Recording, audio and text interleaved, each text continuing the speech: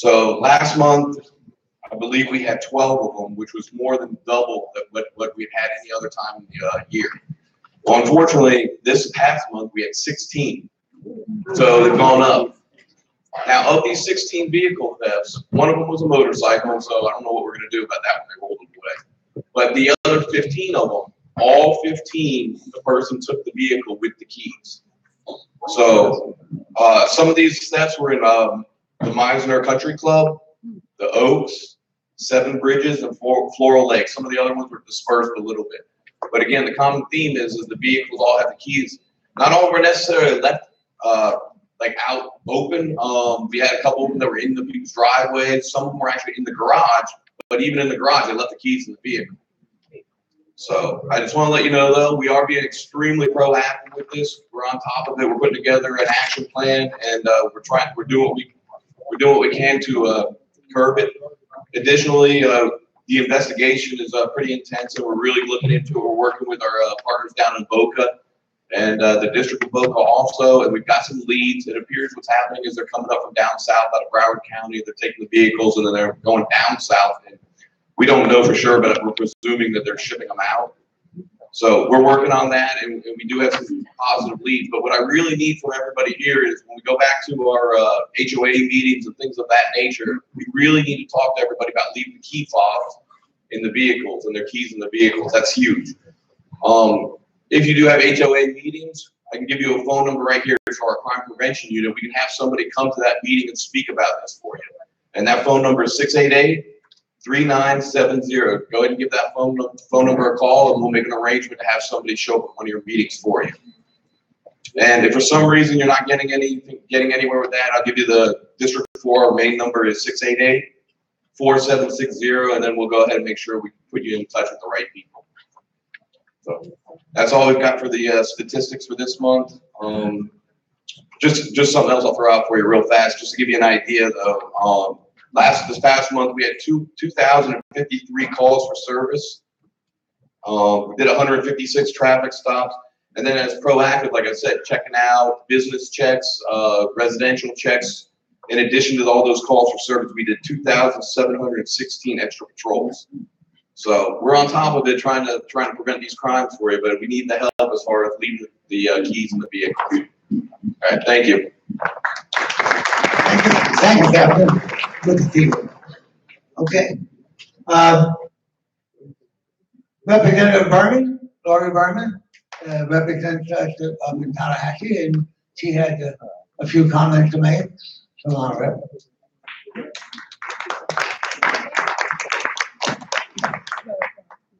Thank you. Good morning and Happy New Year, everyone. I hope you had a good start to the year, and we are going up to Tallahassee January 9th. This is one of the years when we have the early session. So we will be there from January 9th to March 9th. You all know the joke. It's the 60 most dangerous days in the state of Florida. So I just want to give you a little preview about what's coming. Last year, our budget was $82 billion. The governor has put forth his budget of $87 billion, which is a pretty big increase. It's an election year, and he's looking at other offices, so they want to make sure that people get some of the needs in their local communities. The Senate and the House we get to do the actual budget, and I'm sure there will be a lot of back and forth because that's a pretty steep increase, and there's a lot of concerns, especially after Hurricane Irma. All of you, we all lived through that together. You know, there was a lot of damage, cost the state a lot of money, and then the big issue was the people who died in Hollywood. So there's a lot of discussion about what to do about generators for nursing homes and assisted living facilities. We will hash something out. There is a hurricane recovery committee that we have in Tallahassee. They've been meeting and discussing it, and they will be giving us their final proposals. I am sure something will be done, but we're not sure what the final version will be of that. The other impact of the hurricane that you probably heard of, and that's more from Hurricane Maria, is there have been over 300,000 people who have moved to Florida from Puerto Rico. Most of them are living in the Orlando area. And they're, we've got to figure out how to make sure that they get services that they need. And so that's also going to cost the state some additional money. We're going to have to look at that as we do the budget.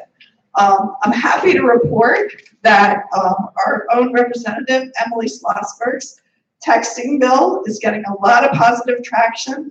And we really think that this is the year that Florida will finally join the vast majority of the other states and finally make texting while driving a primary offense. Yeah, I agree. Thank you to Rex Schlossberg for doing that. So that's a quick little summary. My office is in Boynton Beach, and we are happy to help you, assist you in any way. And please keep your eyes and ears open. We need you to be aware of what's going on in Tallahassee. And if you see an issue that matters to you, call my office and we'll help you get involved in that. Thank you. Thank you, Representative. Our commissioner, Mary Lou Berger. Where are you, Mary Lou? Oh, there she is with the red jacket.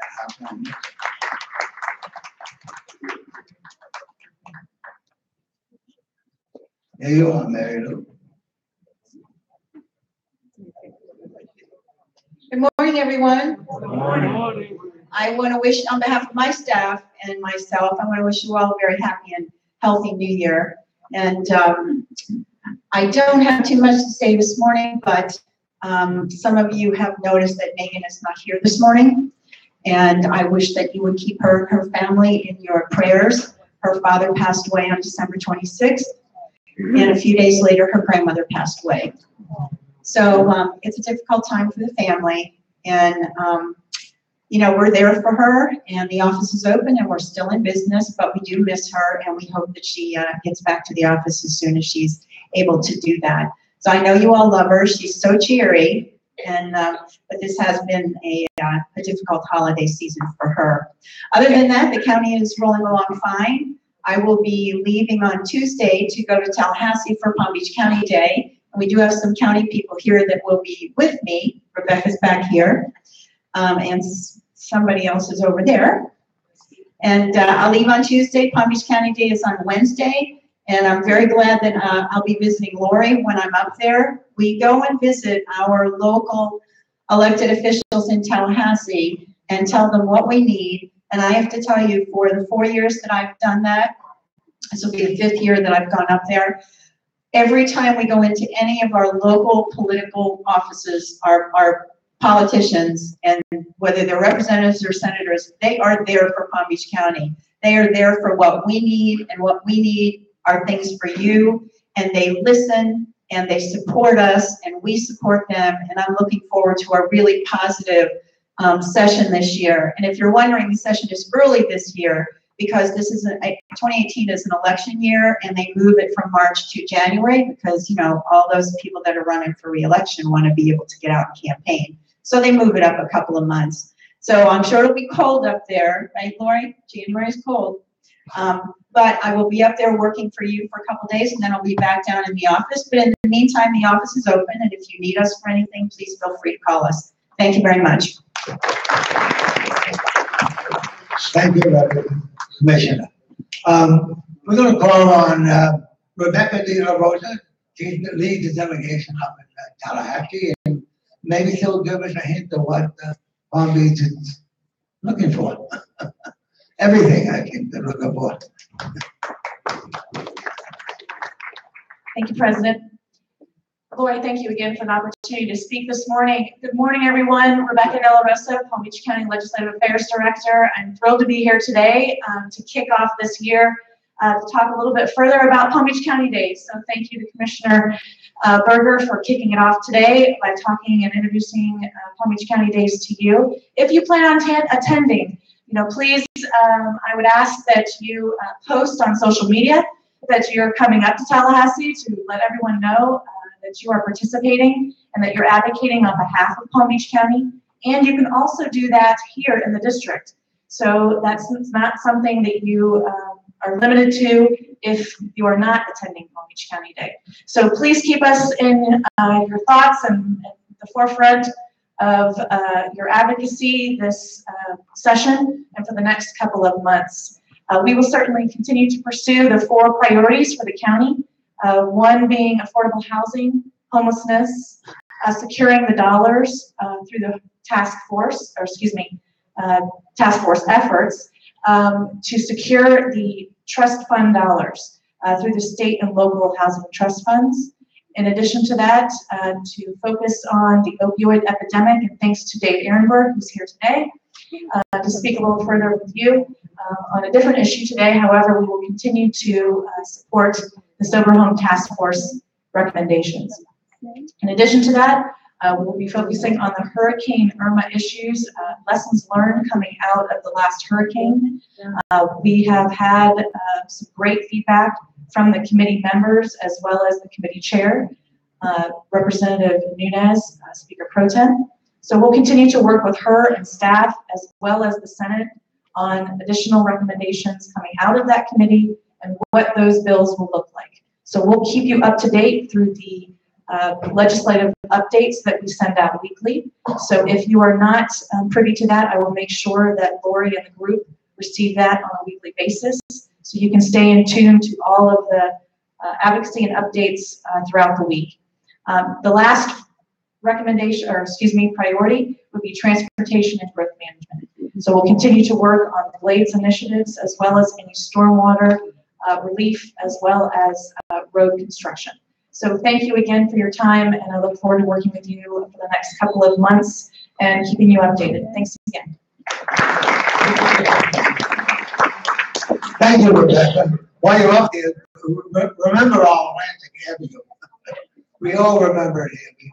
We live in dread of it. Now I think we're going to ask our sponsor this morning. Her name is Deborah Tobin. Come on, Deborah. She represents the marketing director for United, and we thank her for supporting us in this matter. Come on. There you go, dear. Thank you so much, Mom.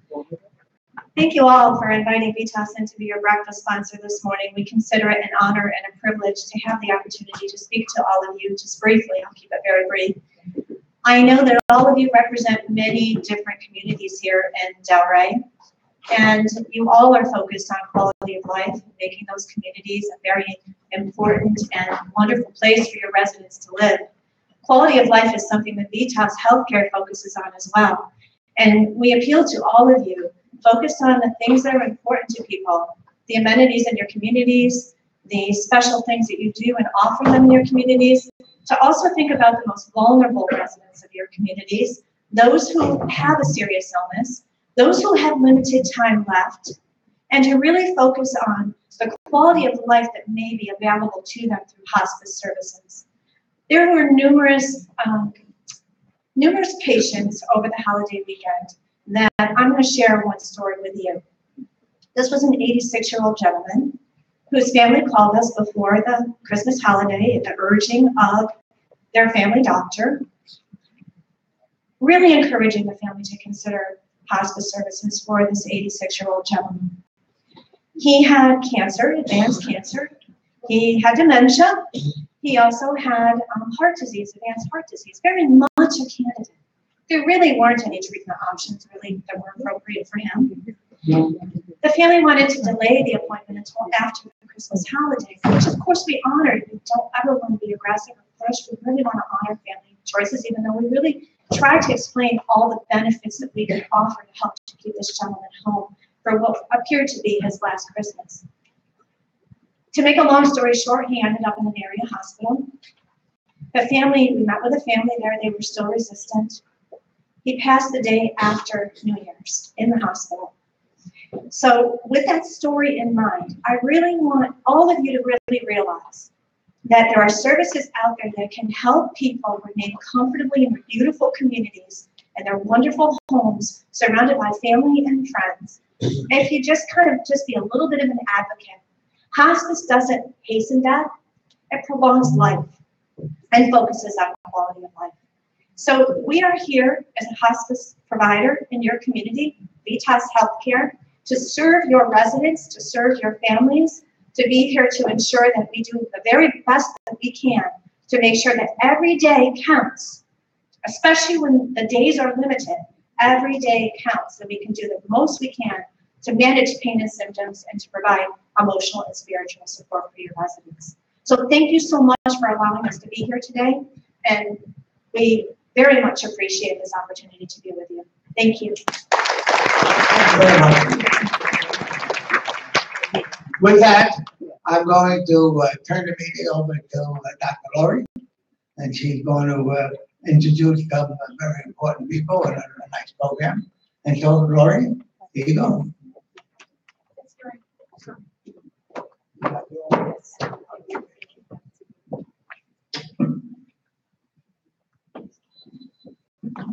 Good morning. There's a few little items. We've got a terrific program today we're going to have, but there's a few little bits of news we can tell you about. First of all, you have your Nostalgic America magazines on your desks, and you can see our Alliance spread, and one of the most important articles there is about our trauma care system, how we are fighting the fight, still fighting it, to keep level 1 trauma in Palm Beach County, keeping it Delray Medical Center.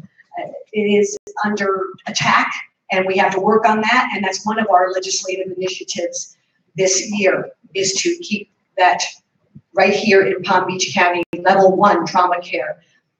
The Wellness Screening Expo, which we partner with the Delray Medical Center, is February 2nd, Friday. So keep that on your list of things to do. And there's so many interesting and new topics to see when you come into the Civic Center that morning. Besides, you can also have a blood screening, which you would need to call ahead of time in order to make that appointment. But there are so many interesting fall prevention, nutrition, all sorts of booths, and different doctors. You can actually speak to different doctors about any issues you have. We have a new initiative with the Alliance. You know, we always try to make our environment better and improve the community lifestyle. And just one thing, you notice on email, if you're not on our email list, send me an email and I will get you on the email list, or talk to me after, give me your email address.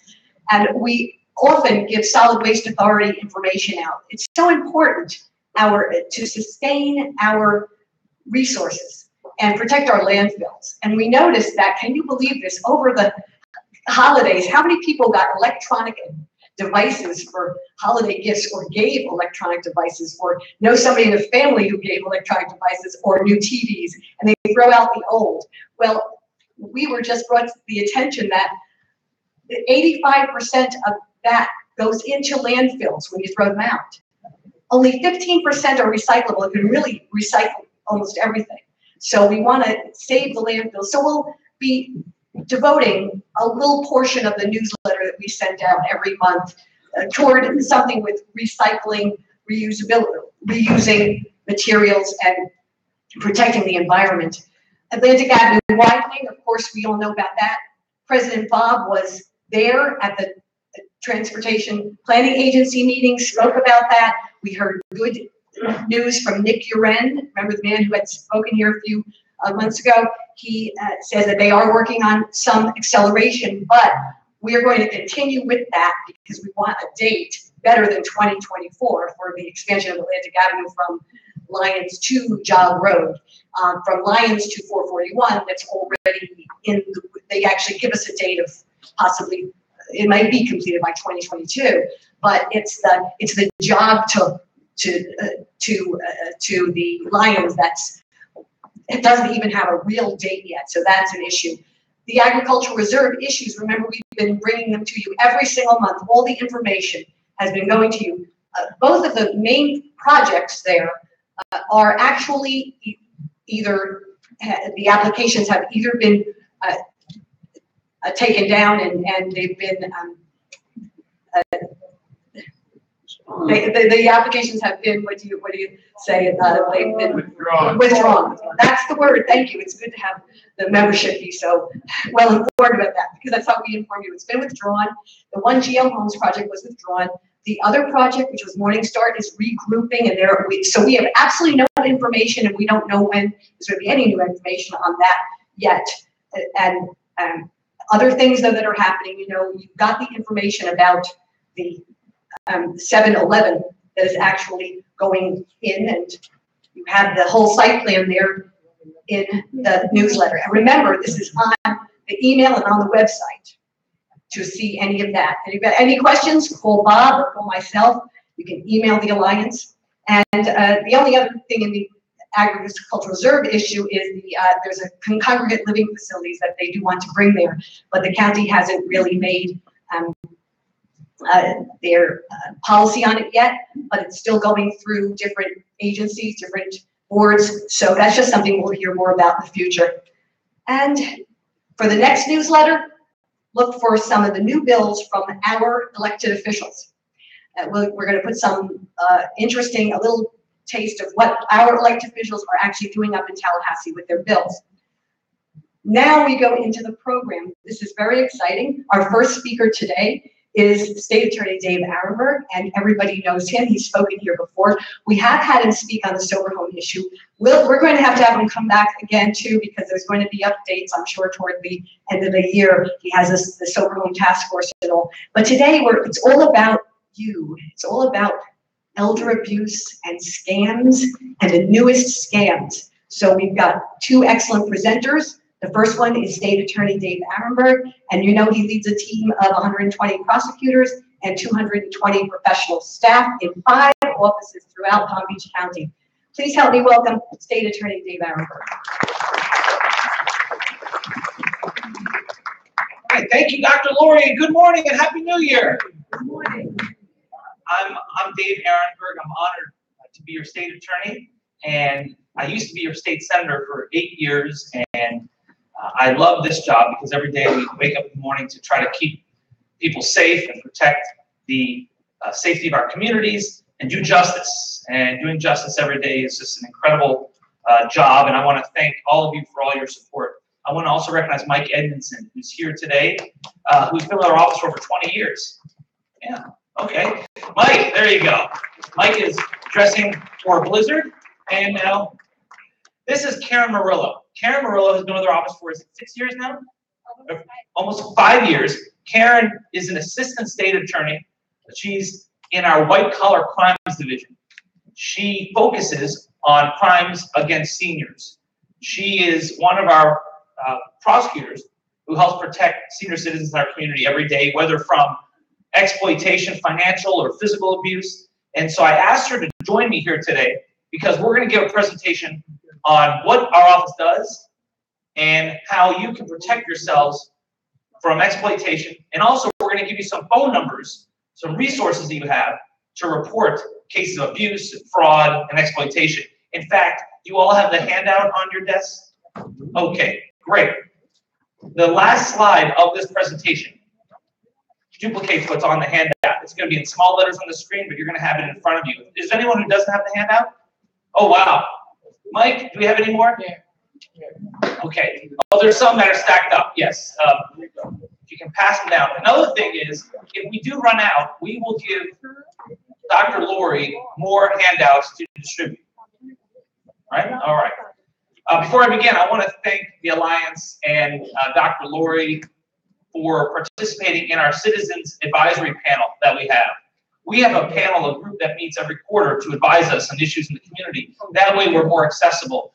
And we understand that what's going on here in Delray Beach, because one of the great things about this job as state attorney is that the governor is not my boss. The attorney general is not my boss. I'm looking at my bosses. The people of Palm Beach County are my bosses.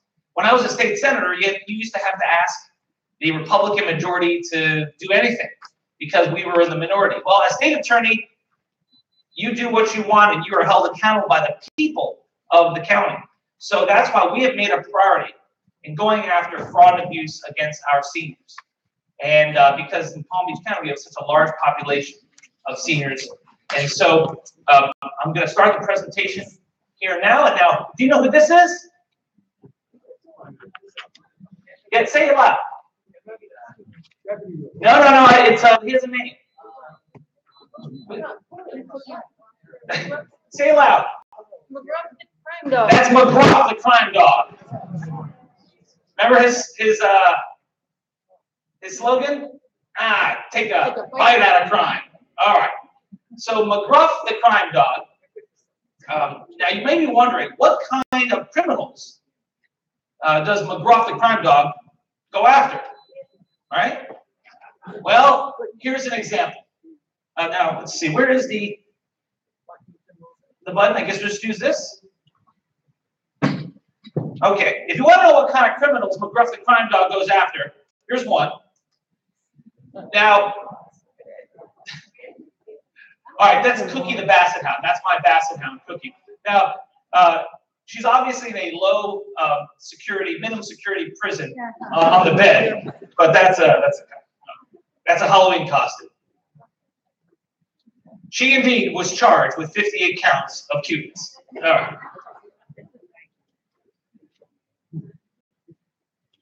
Here is a graph that shows you that the largest group, as far as Hispanic population in Palm Beach County, are people who are senior citizens, in particular, people who are age 85 and over.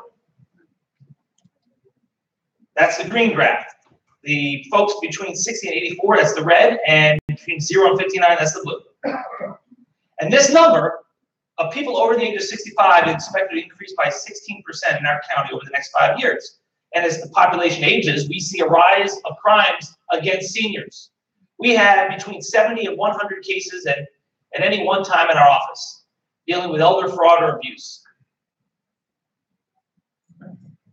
Why? Well, you know, seniors are seen as a target. You have all these unscrupulous people who come down here to target seniors. And why do they target seniors? Well, you know, seniors are most likely to have their own homes. They have good credit.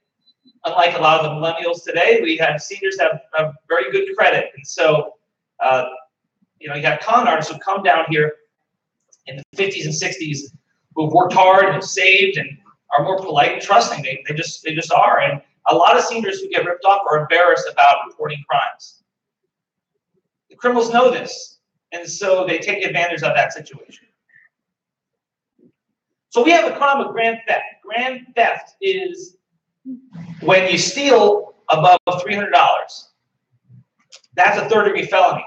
Now, if it's a senior, someone 65 or older, it's bumped up. So the third-degree felony becomes a second-degree felony, and the second-degree felony becomes a first-degree felony. There's some of the graphs you see, but just know this. If someone steals from a 65-plus individual, that person will have a tougher sentence and a harsher charge than if they don't. Elderly exploitation. This is another statute. I don't want to get too technical in it, but when you're dealing with another crime, the felony of elderly exploitation, you only need to be 60 and above. So if you have children who are 60 and above, you remind them they're senior citizens too now, under the statute, under the law. Elderly exploitation, there are 3 types. Unlawful taking, I don't know what that thing is in the middle. There it is. All right. You have, the key part is the one on the bottom, exploitation by a guardian, trustee, or power of attorney. We see guardianship fraud way too often here in Palm Beach County. A good resource to going after guardianship fraud is the clerk of courts. Sharon Bach has a guardianship fraud task force. She's been very proactive on the situation. She's received awards statewide for tackling guardianship fraud. We then prosecute it. She will help investigate it and then report it to us, as will PBSO. Sheriff Bradshaw does an excellent job. If you think a crime is occurring, the #1 place to call is to the sheriff's office. They investigate and then they turn it over to us. We don't get the cases directly from the people. You ever watch Law and Order? Yeah. We're the second half of the TV show. We're the second half. So we need the investigators to investigate, and then they turn it to us. I'm the old crusty guy at the end of the show that says, take them down.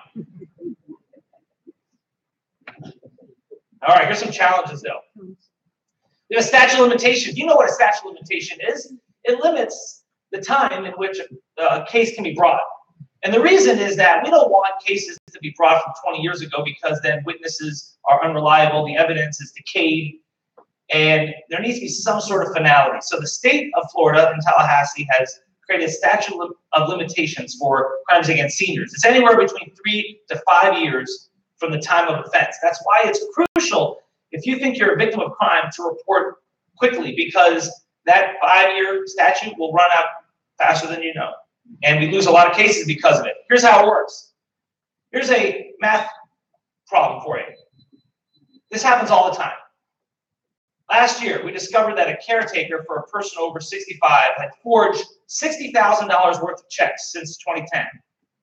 We found that 30,000 of those checks were forged since 2013. Now, is that grand theft? Can we prosecute as a first-degree felony as of today's date? Can we go after them for the full 60,000? You're right. The answer is no. We're only limited to the theft that occurred in the past 5 years. That means that the $30,000 worth of the theft cannot be charged. That person gets away with $30,000. Now we can still charge on the rest of it, but it's reduced from a first-degree felony to a second-degree felony. Here's another issue. Sometimes the victim may have capacity issues, and the criminal will target that individual because that criminal knows that the senior is dealing with dementia or some other capacity issue. But we have to make sure that that person is diagnosed. It's not enough for us to stand up in court and say, this person has dementia when no doctor has diagnosed it. That's why it's important that people get checkups. We're able to prosecute crimes more easily if there's a diagnosis, and then we can use that to put someone in jail for 30 years.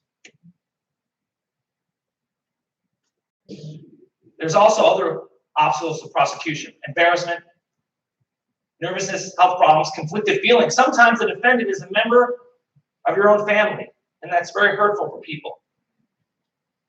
And sometimes the victim says, hey, I don't want to go prosecute. I just want the money back. Now, here's one of the things we do in our job. It's our job to represent the people of Palm Beach County. So if a victim says, no, I don't want to prosecute, we have to make that decision to prosecute whether or not. We don't represent the victim. We stand up for the victim, but we don't represent the victim. There's a difference. So if the victim says, no, I don't want to prosecute, we still may prosecute because we need to protect all of you. We don't want that guardian to go after you next because the prior victim won't cooperate. Here's a trivia question for you. In what area do we see the least amount of victim cooperation? There's one crime in particular where less than half of our victims want to cooperate. What is that? Yes, hand in the back. Well, it is family related. Lori, you said it, but domestic violence. Do you know that more than half of our domestic violence cases, the victim refuses to cooperate with us? And we will still prosecute anyways, because we need to protect society from the abuser, even if the victim doesn't want to be hassled or is scared of going to trial. So here's something that's interesting. What about a contractor? You ever deal with these contractor issues? Someone's fixing your fence, your glass on your house. They do a shoddy job, and then they leave, and then you call the police. It's only a crime if the contractor or roofer, labor, repair person has the intent at the beginning to rip you off. If the person is intent on doing the job, then does half of it, and then runs out of money or runs out of materials and leaves, it's not necessarily a crime. That's a civil matter. You can go after them with a civil lawyer. But as far as putting that person in jail, the state law says intent matters. Sometimes they'll take a large deposit and then stop showing up. It depends whether we can prosecute these people criminally on what was in the mind of the perpetrator at the time of taking the money. That's the law. Now, you're probably thinking, how do you know what's in that person's mind? Now you know what it's like to be a prosecutor in Florida. That is always a challenge. Karen does these cases. Karen, what have you found is the best indicator on how to prove what was in a contractor's mind? Well, oftentimes with contractor fraud cases, we look to whether or not the contract specifically states what timeline is going to occur in terms of completing projects, whether or not the contractor took all of the money up front, half of the money up front, or a reasonable deposit up front. Looking at whether or not the contractor even starts or initiates work helps us in deciding, okay, do we have enough to show the intent at the time of taking that money was to rip the person off or take their money. So for example, if someone takes a huge deposit from you and then doesn't show up much afterwards, that is evidence that that person intended to rip you off. All right. Here's some of the schemes that Karen has prosecuted. Here, Karen, you want to talk about? By the way, some of these are horrible mugshots. If you ever have a mugshot, make sure you dress nicely and smile for the camera, right? Because this is going to last forever. These are some of the newsworthy items that have come up in the news in the past couple of years. Some of these are people I've prosecuted, some of these are people my colleagues have prosecuted. This is Kevin King, who is, he was convicted, successfully prosecuted for stealing over $600,000 worth of gold coins from an elderly individual in our community who was a collector and interested in selling those coins. Mr. King here pretended that he was going to purchase or help purchase the gold coins and then ended up taking them and just ripping this person off. So he was successfully prosecuted. We also have Charlotte Lovell here, the individual on the right. Now, she's an individual who is charged, convicted with timeshare fraud. To call individuals over the phone and convince them, hey, I'm going to sell this timeshare for you, but I need you to wire over some money first. I need you to send me money for fees, for closing costs, for this and that. And at least 7 people were victim of this and wired over $500,000 to her, which she just ran off with. There was no sale. There was never a sale of the timeshares. So Dana Armstrong, this is an individual who's currently being prosecuted by our office. Currently, I'm prosecuting her. She is a caregiver who is accused of taking $40,000 from an elderly woman with dementia. And she took that money by utilizing her credit cards and debit cards to pay off personal expenses, personal bills, paying for her, actually she was paying the fees for inmate phone calls for her brother who was currently incarcerated. Yeah, so that's one that we're currently prosecuting. And we have here Isabel Shillow. She's another caregiver who was successfully prosecuted for, she was a neighbor who acted like she was a good citizen, good Samaritan, and was helping out her neighbor, when in reality, her neighbor was living in squalor, and she was taking all of his money and using it for herself, riding around in a brand new Porsche, while this poor man was living in filth. That was somebody that we successfully prosecuted recently as well. And Richard Oakray. Mr. Oakray is another example of somebody who befriended an elderly individual with dementia and actually moved in with this person as roommate and then utilized the funds of this person for his own personal uses, buying cars, condos, all kinds of things, because these elderly individuals, these were their nest eggs that they were supposed to live out on and reside on for the rest of their time. Yeah, this victim had dementia, and this guy goes in there and steals money from him, uses it to buy a condo and an expensive motorcycle. And these are the type of people we're trying to protect you from. And Karen does a great job. She works hard every day, she and her team, and we have a conviction rate of about 90%, I believe. Is that the felony court overall is 90%. I believe white collar about the same. Is that correct? 90% conviction rate. And so we're very proud of that. Our conviction rates have risen up to the top tier in the state of Florida.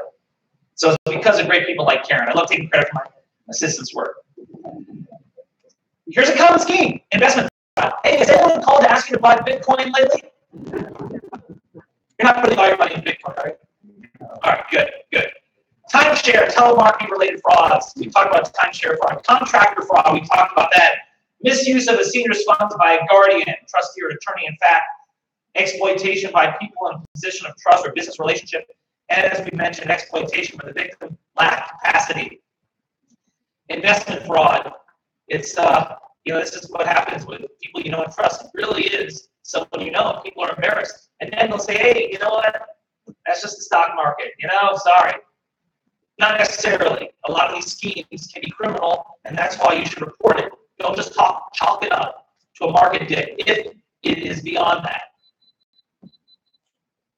Telemarketing schemes, You know who that is? Who is that? Alice! From the Brady Bunch. All right. Congratulations, you won a brand new car. But we need some information from you first. Click, hang up. We're calling from the IRS or the DMV if you need to pay up or else. Any of you receive calls like that? Yeah. Raise your hand if you see the IRS call. Look at that. DMV call. Hi, Grandma. I'm in trouble in Mexico. I need you to wire money. Have you received anything like that? They pretend it's your grandchild. What they do is, hi, Grandma. And then you say, Eric? Yes, it's Eric. This is what happens. This is happening a lot. And a lot of people are embarrassed about it, but it happens way too often. Hi, this is an automated call from your bank with an important message for you. Please input your social security number to be connected to a representative. Can you get something like that? Hang on. Contractor fraud. You know, contractors have to be licensed in the state of Florida. What is it not? It's a crime. Can you be a licensed handyman? What do you think? No! If someone claims to be a licensed handyman, they're lying. There is no such thing. There is no license for a handyman. So maybe you want to find a handyman who will admit, no, there's no license. There's just someone that your neighbor likes that's honest. That's who you trust. But don't believe handyman who says, I'm licensed by the state of Florida. There's no such a thing. How do you check? Well, you go online to the Florida the Department of Business and Professional Regulation. Not only do they have a website and a phone number, we included the information on the handout.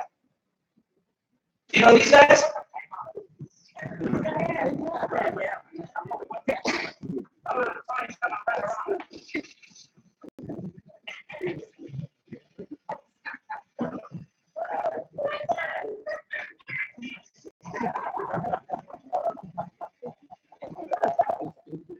Does that look like a contractor you know?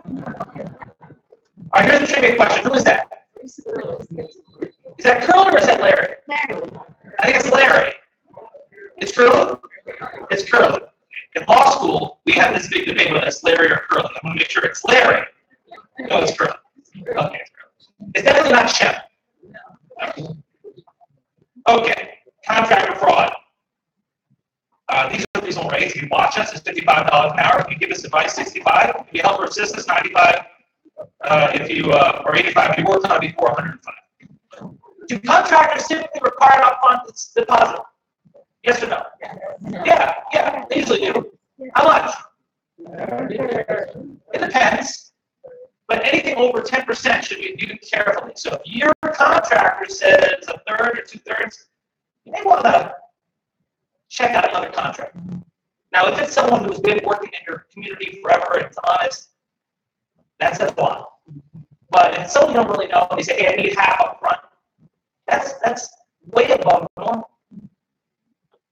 Your contract should also come with a schedule, so you should know how much work should be completed at what time. So they will say, well, we'll get to it. So that if it is not completed at a certain period of time, then that contractor will owe you civilly. It won't be criminal necessarily, but at least in civil court, they'll owe you.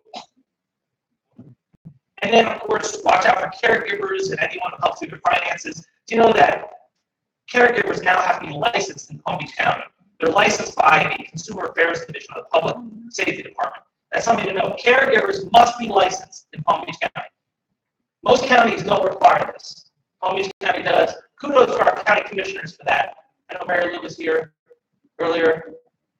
Oh, Mary Lou, great job. Oh, and Bert Aronson? That was led by, I think Commissioner Aronson led that 5 years ago. It's great to see you again, Commissioner. Okay. Isolation makes things worse. This is something you can all help with. You know the seniors in your community who are isolated. They are a target for crime. The perpetrator will target those who live alone, have little or no family left, and don't have a strong social network. So you can help take a bite out of crime by befriending those, watching, monitoring, helping those who are isolated in your communities. Here's other things you can do to protect yourself. See a doctor regularly for the reasons why we've already stated. ask to see a professional's license, become internet savvy. You don't have to be like an expert on the internet, but just at least recognize scams like phishing. When Wells Fargo says you need to re-input your password, or they're sending you banking documents, just download this. Be very wary of that. Be social. Seniors with good support networks are less likely to become targets. What can you do to prevent from being a victim? Don't give out your personal information to anyone you don't know. Not even partial information. There are no Nigerian princes with large sums of money to give you. Did you see the arrest that was made? They found the guy. He's in Louisiana who was working with the Nigerians on this. Some guy from the backwoods of Louisiana. There are no lottery winners who need money from you so they can get the prize. You see that? I just won the lottery, but I can't deposit the check. I need your help, so can you give me $1,000? I'll give you 20. That doesn't exist. Stay away from being convinced by anyone to send money via Instagram or on a green dot card. Western Union is issuing refunds for people who've been scammed. There's a deadline coming up. But if anyone tells you to send money via Western Union, Green Dot, MoneyGram, be very careful. We see so many scams using these devices. Be cautious, monitor your finances, monitor your credit. You can check your credit for free. Don't pay for a credit checking service. Now, monitoring service is different. You may pay for that if you want to, but to check your credit reports should be free. And remember, the wise old adage.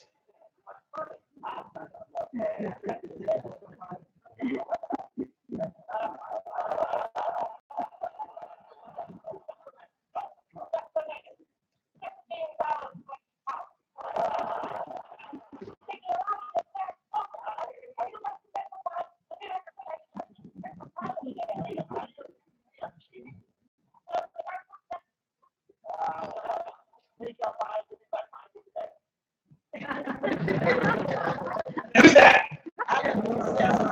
Adam Costello. Well done. So I want to thank you so much for listening here today. Here are the resources available to you. It's on the page. I'm Dave Ehrenberg. Karen Morello, we're honored to be serving you in the State Attorney's Office. Thank you so much. If I could just one adult, I have my parents showed up, and because this applies to them as well. And it's my mom and dad are in the back. So I know they would ask, Mom, this is the first part of the presentation. Mom, this is your grand dog right there. Okay, there you go. Just wanted to see. All right. Thank you all very much. Thank you so much. We'll get that device back to you. Now, we heard an overview here. Now we get into the details. This is vast. The Volunteers Against Scams team from the Palm Beach County Sheriff's Office. They're reporting on the most current schemes and scams and how to prevent scam victimization.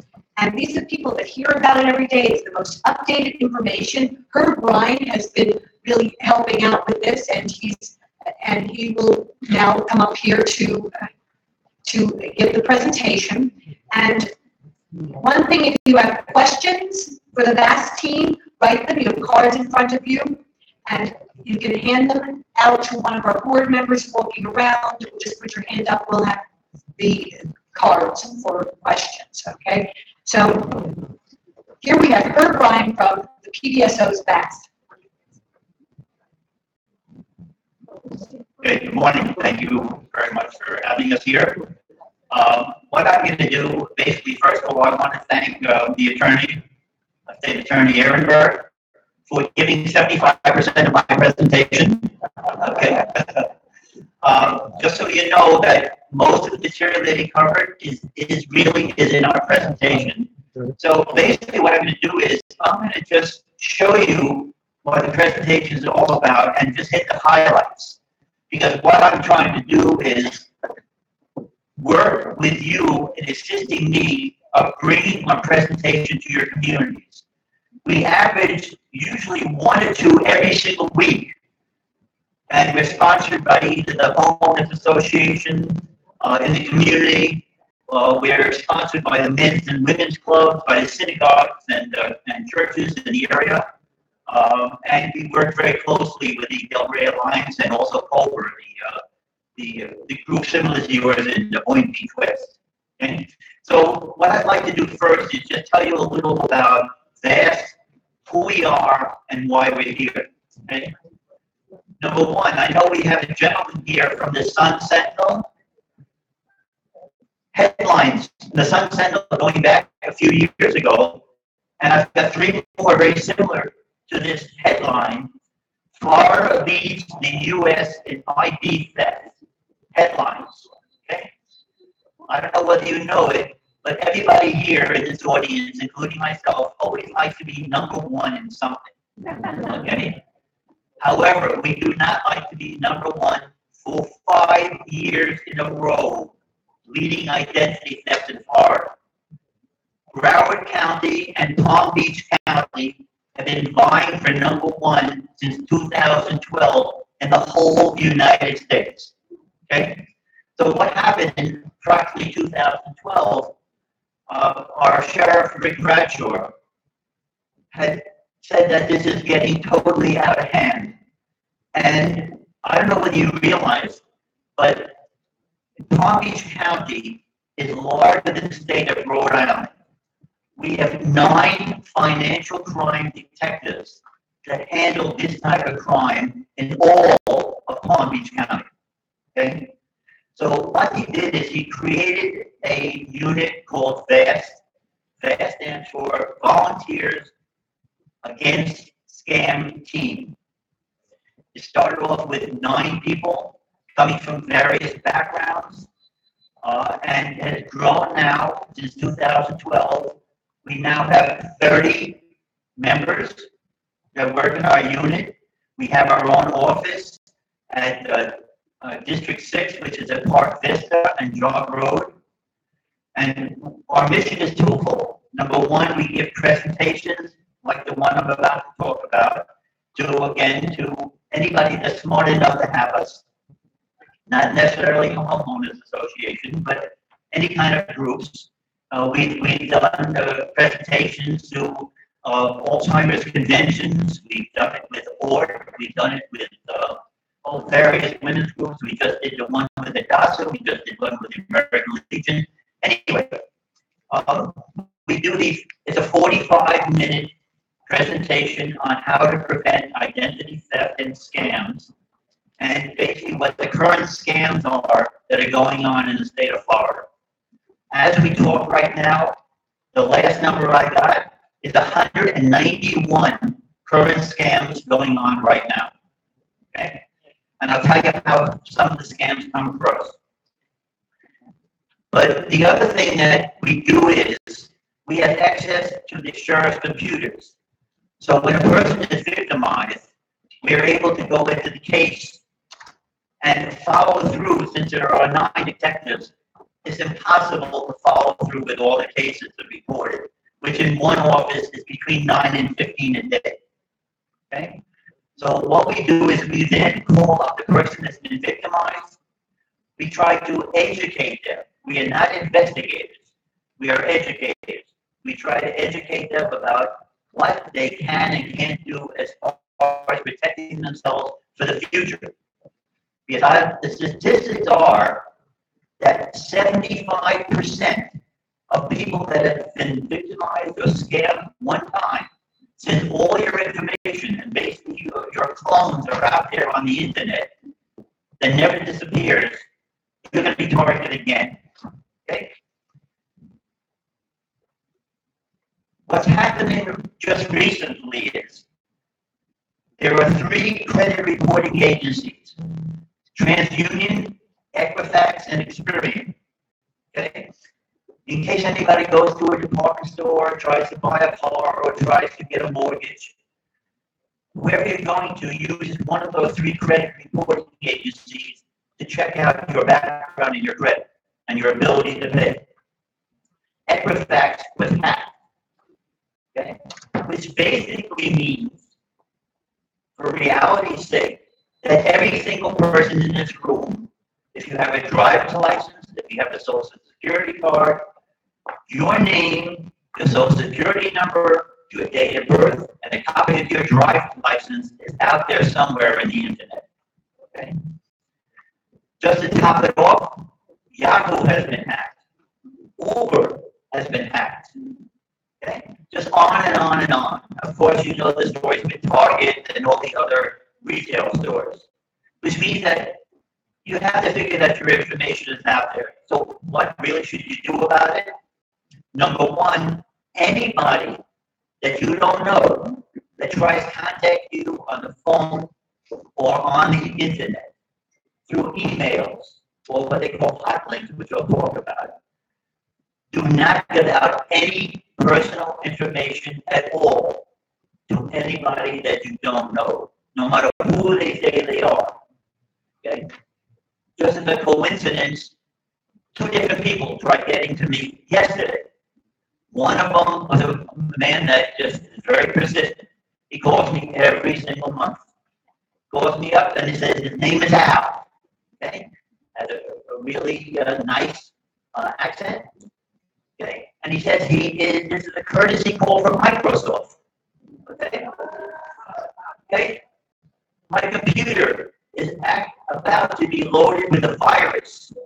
And as a courtesy, he's going to protect me to make sure that doesn't happen. And he's going to ask me to put in certain keystrokes to make sure that nobody's going to get into my computer. Okay? If I do that, you know what happens? I give him remote control for every bit of information in my computer. Okay? And more than my banking information and my investment information, what he really wants is my contact list. Because what's going to happen is somebody on my contact list is going to be getting an email with what's called a hot link. Usually it's something in blue underneath the message. And usually it says, if you're getting it and you're a friend of yours, and it looks like it's coming from me, he said, you would not believe who I saw yesterday. I took a picture of us together. I guarantee you'll recognize him. And of course, you're going to go into the hot link because you're curious to see what the picture is.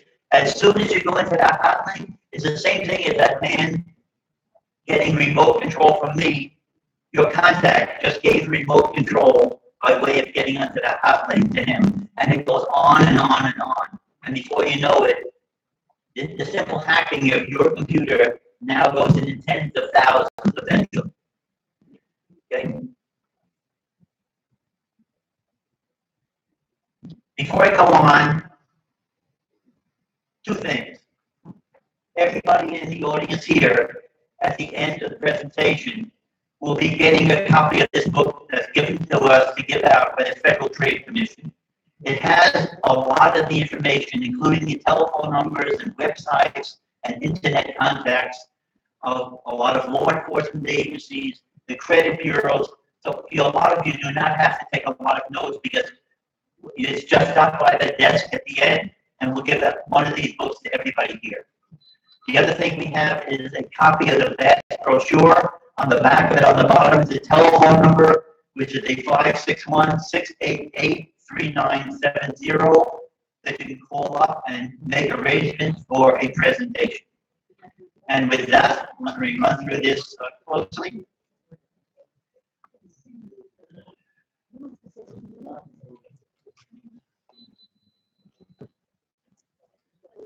Okay. Just a little of my background. I have a very odd background. I had 3 parallel careers.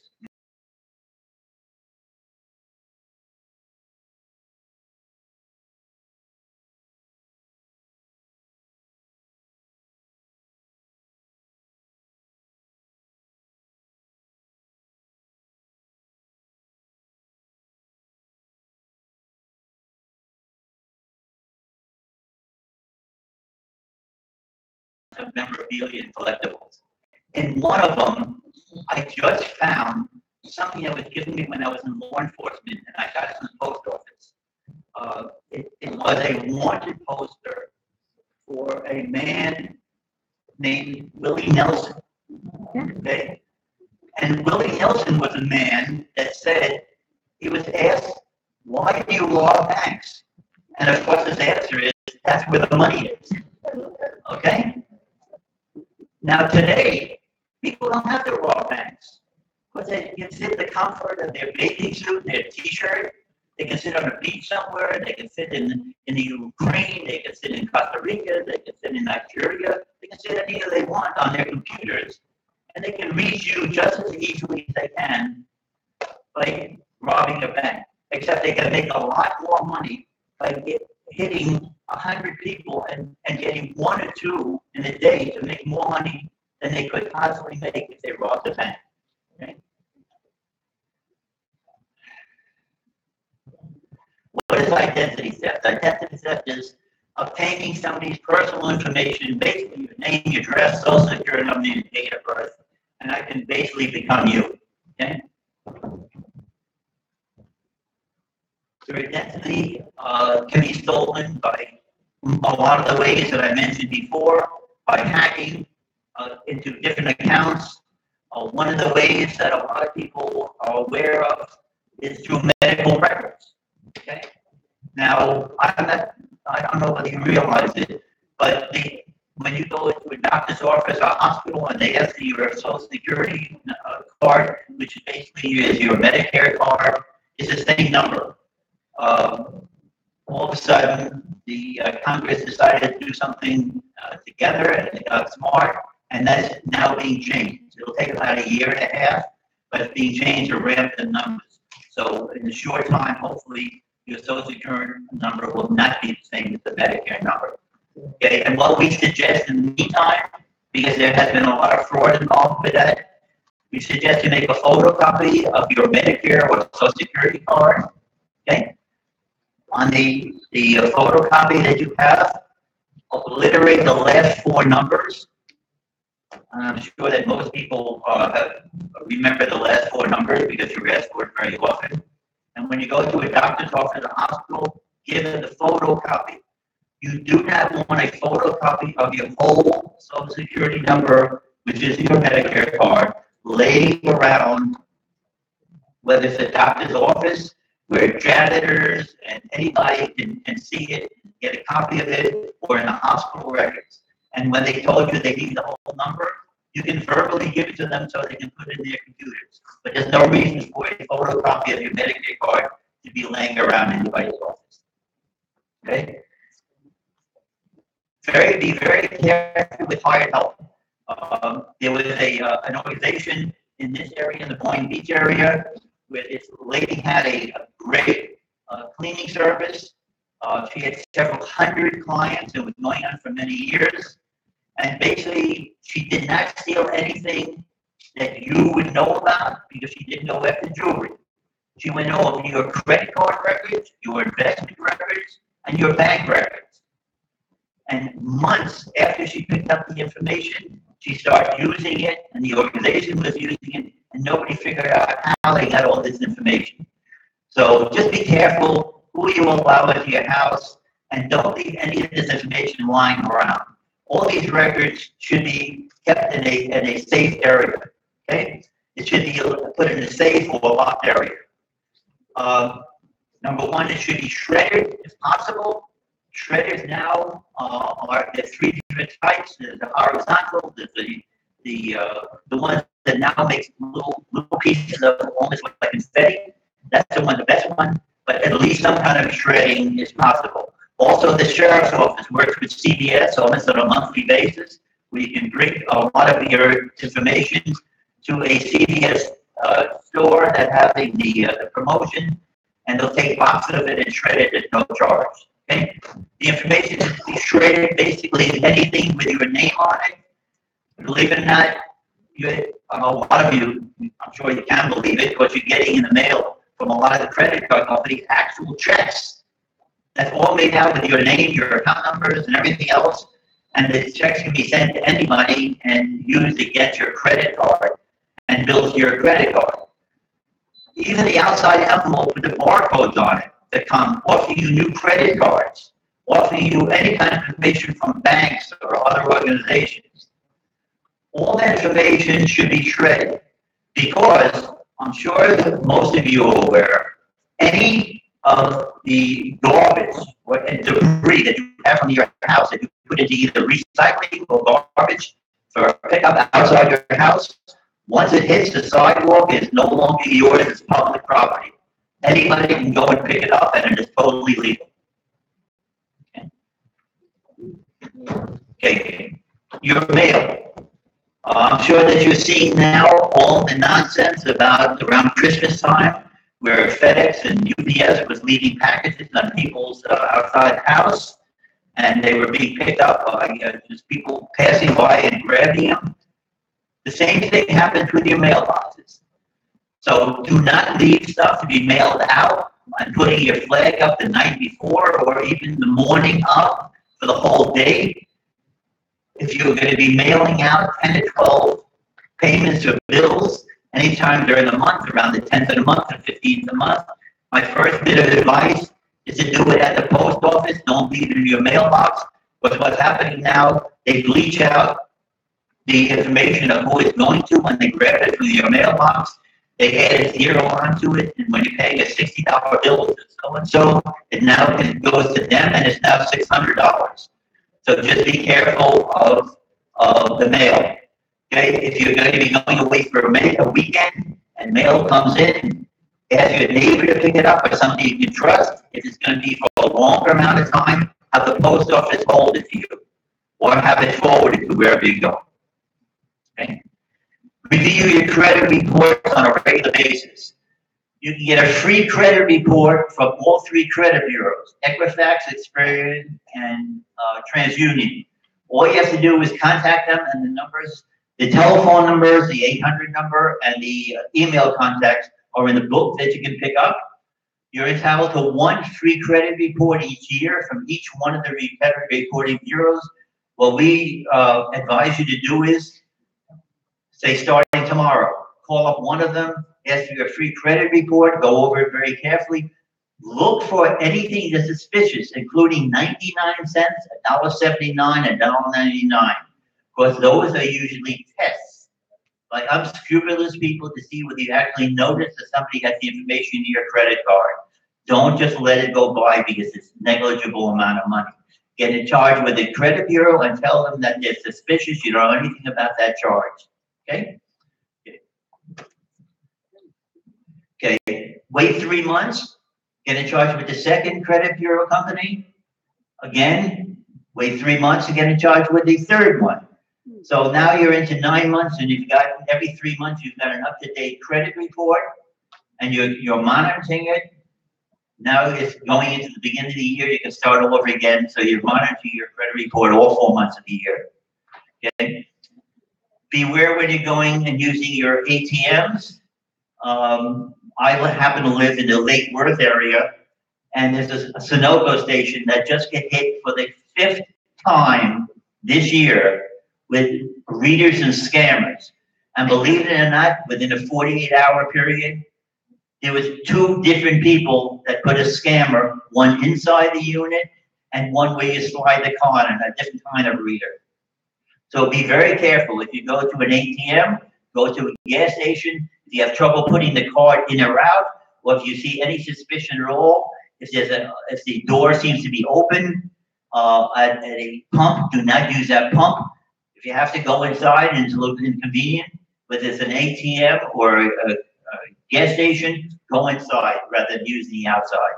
Okay? Passwords. I'm sure that everybody knows that, believe it or not, today, still the most popular password is password. And the second one still is 1, 2, 3, 4, 5. It's the easiest to remember. In the sheriff's office, we have to change our password every 90 days.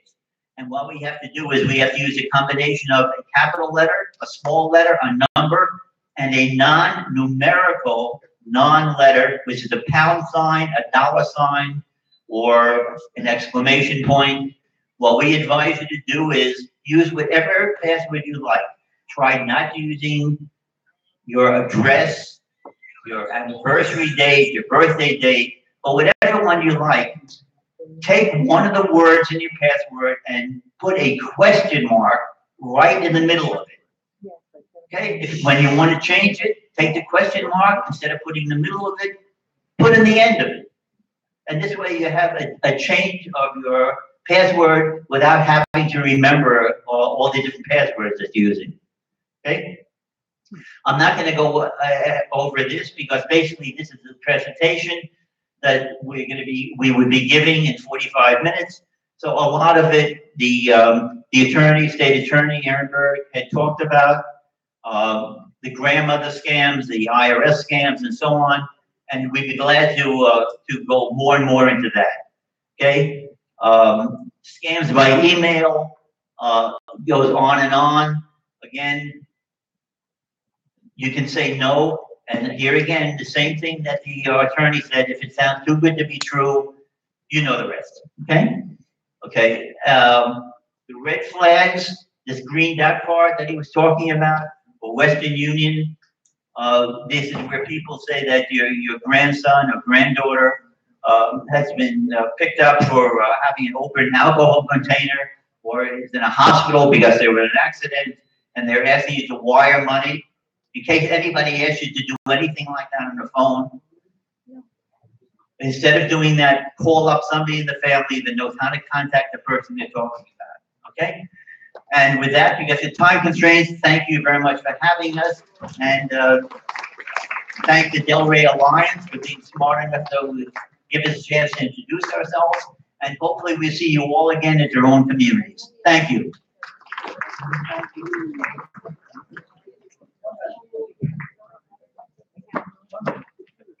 Thank you very much. Anybody stay for some questions? Oh, okay. So if there's any questions, does anybody have any questions right now that we have? John, can you go get that card and we'll ask a question. If you can, this one is full, so it's not. That's what makes sense. Stay up there. That's great. This is so interesting.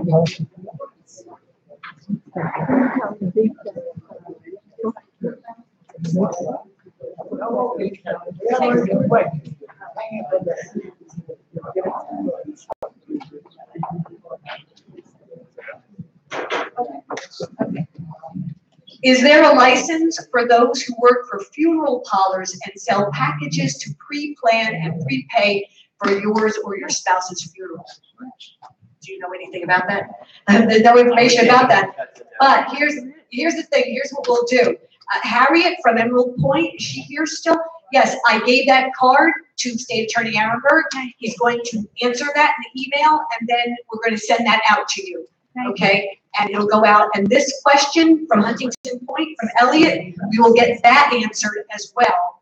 And we will send that out on email. Elliot, do you have our email address, and do you receive our emails? Because if you don't, give me your email address so you can be put on our list. And there's a book at the desk there for information on scams for you from our vast team. They did a fantastic job today. Thank you so, so much. And great, give them a round of applause. And this was a terrific program. And next month is going to be another fantastic program, something totally different. And it's going to be very interesting about the EAA. And if you don't know what that is, you'll find out more about it. It's called the Everglades Agricultural Area. It's right in Palm Beach County here. It has a lot to do with us and where we get our food. And we'll be hearing from Florida Crystals too about precision agriculture. This is going to be a very exciting meeting next month with some samples too. We were promised some samples. So I know that's going on video. This is being live streamed right now. So this place is going to be jam-packed next month. So you know they're going to be getting everybody samples of sugar and rice. Okay, we'll see you next month.